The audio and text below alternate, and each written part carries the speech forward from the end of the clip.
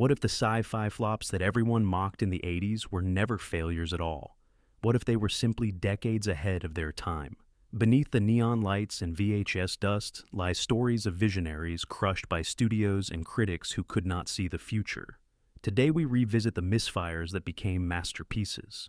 Welcome to 15 80s sci-fi bombs audiences hated and critics now love. Number 15, Dune, 1984.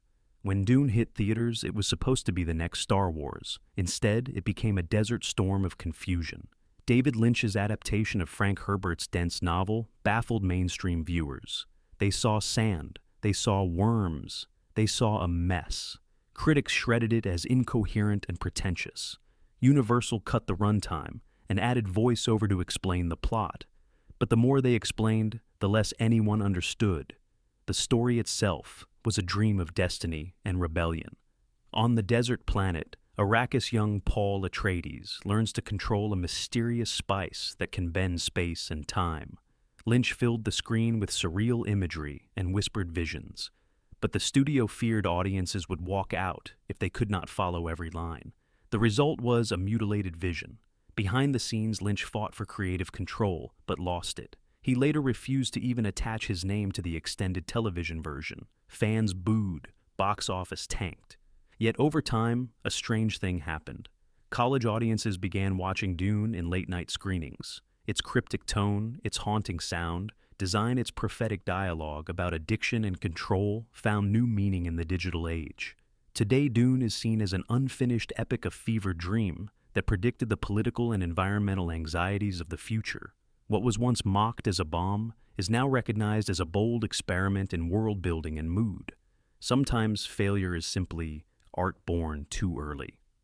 Number 14, Tron, 1982. When Tron arrived, audiences did not know what to make of it. It was bright, it was loud, it looked like a video game running on fever dreams. Disney believed they had created the future of cinema. Instead, they watched one of the most expensive disappointments of the decade. Critics dismissed it as style without soul. The Academy even disqualified it from visual effects awards, saying computers were cheating. The story followed a programmer trapped inside a digital world ruled by ruthless artificial intelligence. The idea was prophetic, but in 1982, few people understood computers. Tron's glowing neon visuals and vector landscapes became a nightmare for traditional cinematographers. Actors worked on black sets against reflective backdrops, unsure what they were reacting to. Audiences walked out dazed. Disney panicked and pulled promotion. Yet years later, as the gaming industry exploded, Tron became a sacred text. Game designers, programmers, and visual artists cited it as inspiration, its light cycles and grid. World anticipated virtual reality decades before the term existed. By the early 2000s, critics reappraised Tron as visionary rather than misguided. What once looked like nonsense became a blueprint for digital culture. Every pixelated dream owes something to that neon world. Tron's failure had simply been a misunderstanding between eras. The world had not yet caught up to its code. Number 13, The Adventures of Buckaroo Banzai. Across the Eighth Dimension, 1984. Buckaroo Banzai was too weird for everyone. It blended science fiction, rock music, pulp, adventure, and surreal comedy into a single explosion. Peter Weller played a brain surgeon test pilot and rock star battling aliens from the Eighth Dimension. The plot made no sense, and that was the point. Studios expected a camp hit. Instead, they got empty theaters and confused reviews calling it smug and self-indulgent. The production was chaotic. Director W.D. Richter pushed for deadpan absurdity while executives wanted something mainstream. Test audiences stared in silence. Fox barely promoted it. Opening weekend was a disaster. But cult fans whispered about its strange tone and brilliant details. The film's mix of comic book logic and existential cool later became a treasure for fans of offbeat science fiction. Writers of Men in Black and Guardians of the Galaxy cited it as influence. Its dialogue lines about "no matter where you go, there you are" turned into philosophical catchphrases. Buckaroo Banzai vanished in 1984, only to be resurrected on midnight television and VHS tapes. Critics who once called it nonsense now label it a genre-bending masterpiece ahead of postmodern storytelling. What was once mocked as a flop now stands as proof that imagination can outrun understanding. The eighth dimension was never failure. It was simply the future hiding in plain sight. Number 12, Blade Runner, 1982. When Blade Runner premiered, it was seen as a cold, lifeless downer. Audiences expecting another Star Wars left theaters in silence. Critics called it dull. Some called it confusing. The studio forced Harrison Ford to narrate his thoughts like a noir detective. They demanded a happy ending. They wanted clarity. What they got was a philosophical riddle about humanity itself. Ridley Scott's vision of Los Angeles in 2019 was a decaying nightmare of smoke, rain, and neon. Flying cars drifted past giant screens selling false dreams. Replicants, artificial humans designed for labor, began asking one forbidden question. What does it mean to be alive? The studio executives panicked. The test screenings went badly. Scott was accused of making something too dark, too slow, too cerebral. When it flopped at the box office, many assumed his career was over. Yet in the shadows, fans began dissecting it frame by frame. They noticed the detail in every reflection. They argued about whether Deckard was human. They whispered that maybe this film was not science fiction at all but a prophecy. By the 1990s, the director's cut removed the narration and restored Scott's original ending. Critics reversed themselves, calling it a masterpiece of mood and philosophy. Today, Blade Runner defines cyberpunk. It predicted corporate dominance, artificial identity crises, and a world where empathy is rare. Its failure was not a mistake. It was simply too human for its time. Number 11, The Thing, 1982. The Thing was released just weeks after E.T. Audiences wanted comfort. They wanted wonder. What they got instead was paranoia and blood in the snow. John Carpenter's remake of the 1951 classic terrified test audiences, so much Universal nearly shelved it. Critics called it vile. They said it represented the end of creativity in horror. Set in a remote Antarctic outpost, the story follows a group of scientists discovering an alien creature that can perfectly imitate any living being. Trust evaporates. Fear spreads faster than infection. Carpenter shot it with claustrophobic precision. The practical effects by Rob Bottin turned flesh into nightmare art. But in 1982, moviegoers rejected it. Reviewers mocked its pessimism. The box office froze. Carpenter was devastated. Universal canceled his next project.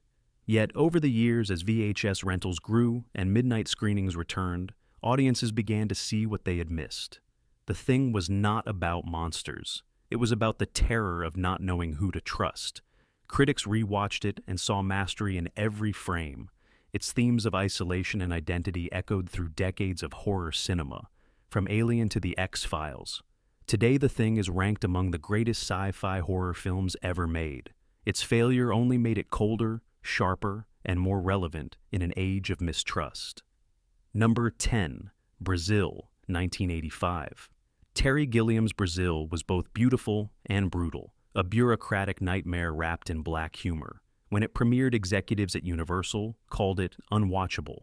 They demanded cuts. They wanted optimism. Gilliam refused. The film was banned from release for months as legal battles erupted between the director and the studio. The story follows Sam Lowry, a low-level worker lost in a dystopian government obsessed with paperwork and paranoia. He dreams of flying. He dreams of escape. But every form, every error, every misprint drags him deeper into madness. The visuals were baroque. The tone was tragicomic. It was Orwell meets Kafka through a circus mirror. The controversy became legendary. Gilliam took out a full-page ad asking the studio why they would not release his movie. Critics held secret screenings of the director's cut. Eventually, it won the Los Angeles Film Critics Award for Best Picture, even before the studio officially released it. Audiences finally saw Brazil in 1985, but many were confused. Some laughed, others cried, most left haunted.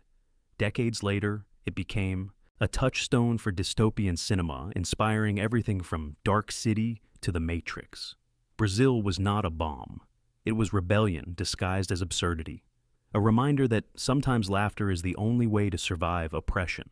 What once scared the suits now stands as Gilliam's greatest vision of freedom. Number 9, Lifeforce, 1985. When Lifeforce hit theaters, it was chaos wrapped in confusion. Directed by Tobe Hooper, fresh off Poltergeist, it promised cosmic horror with British sci-fi flair. Instead, audiences left bewildered. Critics called it excessive. MGM executives panicked after the first screening. What was meant to be a blockbuster turned into a costly embarrassment. The film follows astronauts who bring an alien entity back from a derelict spacecraft hidden in Halley's Comet. The being drains human life force, leaving behind mummified corpses. London descends into apocalyptic panic. The tone shifts from eerie space horror to gothic end-of-days terror. It was wild, it was unpredictable, and that was the problem. Hooper's ambition collided with studio control. The original cut was nearly 2 hours and dreamlike. MGM slashed it down re-edited scenes and stripped the score. The result felt disjointed, but beneath the chaos was something brilliant. Hooper fused Hammer-style dread with Cold War fear. Critics could not see it. Over the years, fans discovered the uncut version. It revealed a tragic grandeur missing from the theatrical release. Scholars praised its symbolism about energy addiction and imperial decay. Lifeforce found new life on home video and midnight screenings. Today it stands as one of the most fascinating failures of 80s sci-fi, a film too strange to live, yet too visionary to die. What once drained box offices now fuels cult obsession. Lifeforce became the perfect title for a movie that refused to stay dead. Number 8. The Black Hole, 1979. Though released widely in the early 80s, Disney wanted Star Wars money. They wanted adventure in space. What they got was existential dread. The Black Hole was their first PG-rated film, a mix of glossy effects and dark philosophy. When it premiered, critics were baffled. Audiences called it depressing. The story begins aboard the starship Palomino, encountering the lost vessel, Cygnus hovering near a black hole. Its commander, Dr. Reinhardt, has gone mad, obsessed with harnessing the singularity's power. His crew are robots. His mission is blasphemy. The film's ending stunned viewers. Reinhardt merges with his machine and drifts into the black hole itself. Viewers expecting light-hearted adventure were met with visions of heaven and hell. Disney executives had no idea how to market it. Production was notorious for tension. Animators experimented with early digital effects, while technicians built massive models that cost millions. The tone teetered between Disney optimism and nihilistic horror. Test audiences were silent during this credits. It barely made its budget. Decades later, the black hole became admired for its design and courage. Critics revisited it and saw an eerie meditation on obsession and technology. Its influence echoed through Event Horizon and Interstellar. What was once mocked as confusing now feels visionary. The black hole proved that even family studios can stare into darkness and find the divine. It was never a failure. It was faith disguised as fear. Number 7. Enemy Mine, 1985. Enemy Mine had everything going against it. Massive delays, budget overruns, a director fired mid-production, and a premise Hollywood thought too risky. When it opened, audiences shrugged, critics yawned. Yet buried beneath the wreckage was one of the most human sci-fi stories ever told. The film begins with two pilots, one human, one alien crash, landing on a hostile planet. Both are enemies from an interstellar war. To survive, they must cooperate. Over time, hatred turns to understanding. The alien, played by Louis Gossett Jr., gives birth to a child, forcing the human to protect the next generation of what he once despised. 20th Century Fox expected a hit, but production was plagued with chaos. The original director, Richard Loncraine, was replaced by Wolfgang Petersen, who rebuilt everything from scratch. Sets were destroyed and remade. The budget doubled. By release, the studio had lost faith. Audiences did not know what to expect. Some called it preachy. Others could not handle its quiet pacing. It vanished from theaters within weeks. But, through VHS and cable television, Enemy Mine was reborn. Viewers saw its allegory for racial unity and compassion. Critics who once dismissed it later hailed it as profound. Its visuals aged into beauty. Its message became timeless. Today, Enemy Mine stands as a monument to empathy in an age of division, a balm that healed, a reminder that sometimes science fiction's greatest battles happen inside the heart. Number 6. Starman, 1984. When Starman arrived, no one expected tenderness from John Carpenter. He was the master of horror, the man behind Halloween and The Thing. Audiences wanted fear. Instead, he gave them love. Critics did not know how to react. Box office returns were modest. But buried within that quiet reception was one of the most heartfelt sci-fi films ever made. The story begins with an alien visitor who takes the form of a grieving woman's dead husband. Played by Jeff Bridges, his mission is simple: reach a rendezvous point before the government captures him. Along the way, he learns what it means to be human. Bridges' performance was mesmerizing. He spoke in rhythmic tones, moved like a child learning to walk, and radiated wonder at every small gesture. Columbia Pictures expected an action thriller. What they got was a road movie about compassion and understanding. Marketing teams were lost. Trailers promised explosions. The film delivered tears. Many audiences walked in, expecting aliens, and left with something closer to poetry. Behind the scenes, Carpenter fought studio interference. He wanted silence, moments of awe, and humanity. He won, but at the cost of commercial success. Yet over time, critics began calling Starman his most mature film. It earned Bridges an Academy Award nomination. Decades later, it remains a gentle giant among Cold War-era sci-fi. Its message that love is the only alien force we truly fear has never felt more relevant. What once seemed like a misfire now glows like a small star that refused to burn out. Number 5. Flash Gordon, 1980. When Flash Gordon premiered, it was pure chaos wrapped in glitter. Audiences expecting serious adventure after Star Wars were met with disco space opera. Critics called it camp. Some called it unbearable. The tone confused everyone, but decades later, that same excess became its magic. Directed by Mike Hodges and produced by Dino De Laurentiis, the film was an explosion of color and irony. Football player Flash Gordon battles Emperor Ming to save Earth. The story was absurd, the costumes outrageous. The soundtrack by Queen thundered through every scene. It was unlike anything else. But in 1980, audiences wanted realism. They wanted grit. They wanted lasers with meaning. Flash Gordon gave them glam instead. It tanked in the United States, though it performed better overseas. Studios labeled it a failure and moved on. Behind the scenes, Hodges clashed with De Laurentiis. Sets collapsed. Actors improvised dialogue. The tone kept shifting from satire to sincerity. Sam Jones, the star, was even dubbed in some scenes due to post-production drama. The result was a movie no one could categorize. Years later, nostalgia changed everything. Critics rewatched it and saw a deliberate parody of hero worship. Its humor predated the self-aware blockbusters of later decades. Pop culture icons from Seth MacFarlane to Edgar Wright celebrated it. Flash Gordon became a cult legend. What was once an embarrassment became a monument to fearless style. It taught Hollywood that sincerity and absurdity can share the same throne. In failure, it found immortality.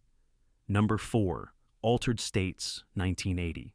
Ken Russell's Altered States terrified studios. They expected a straightforward thriller. What they got was a philosophical hallucination.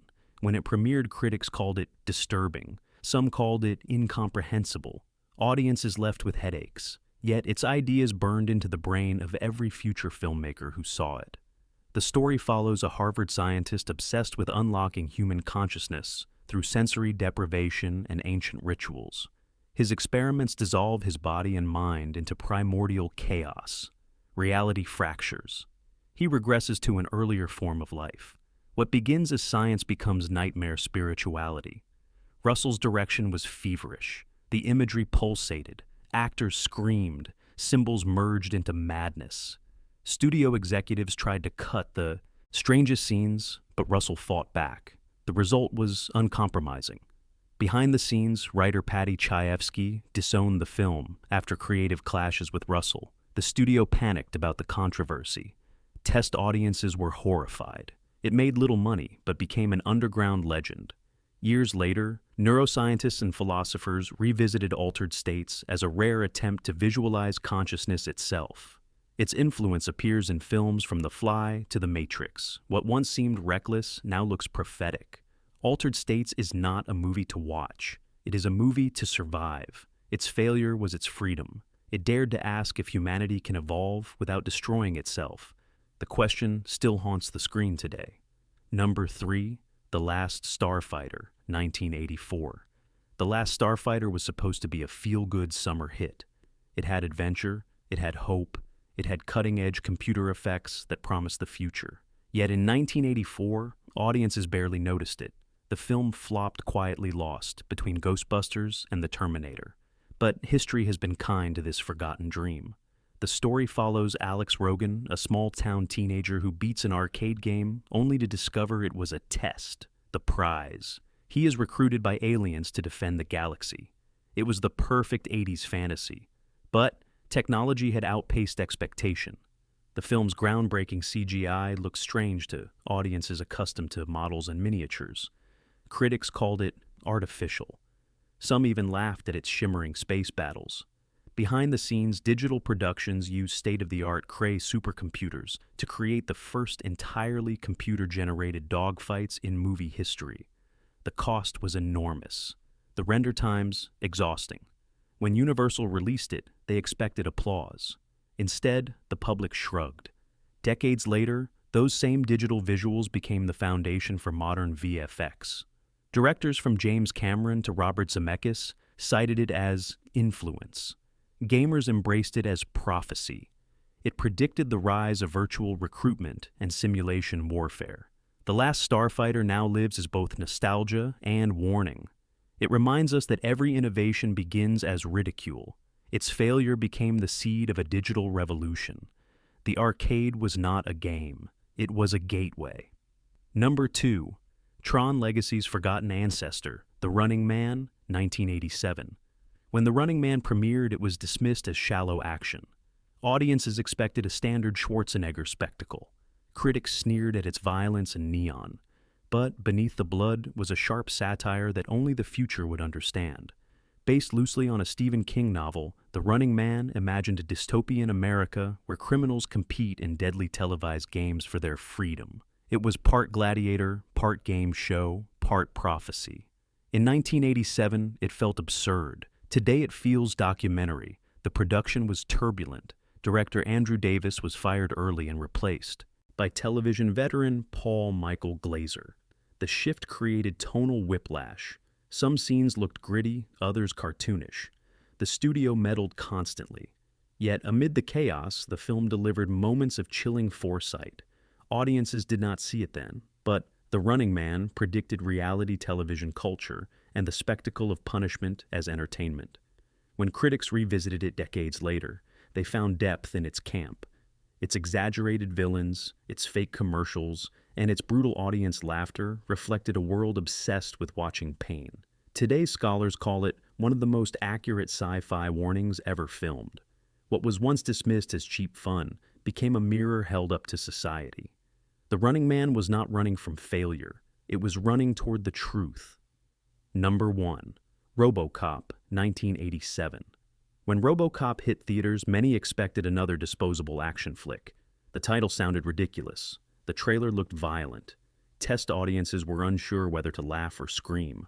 Orion Pictures nearly buried it after censors demanded over a dozen cuts.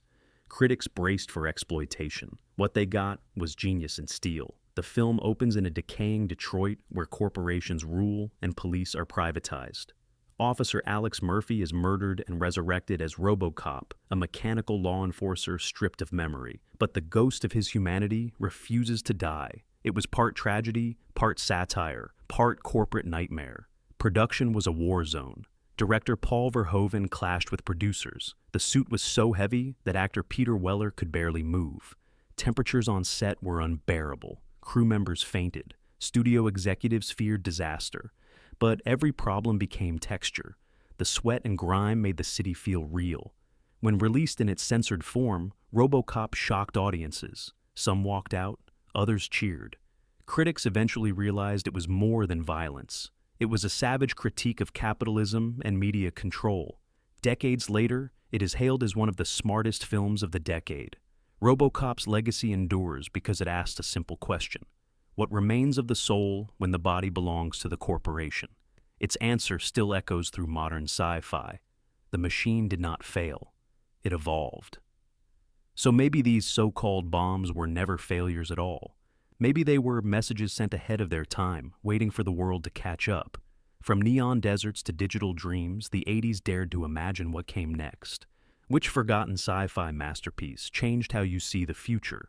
Like, share, and keep exploring the lost galaxy of cinema.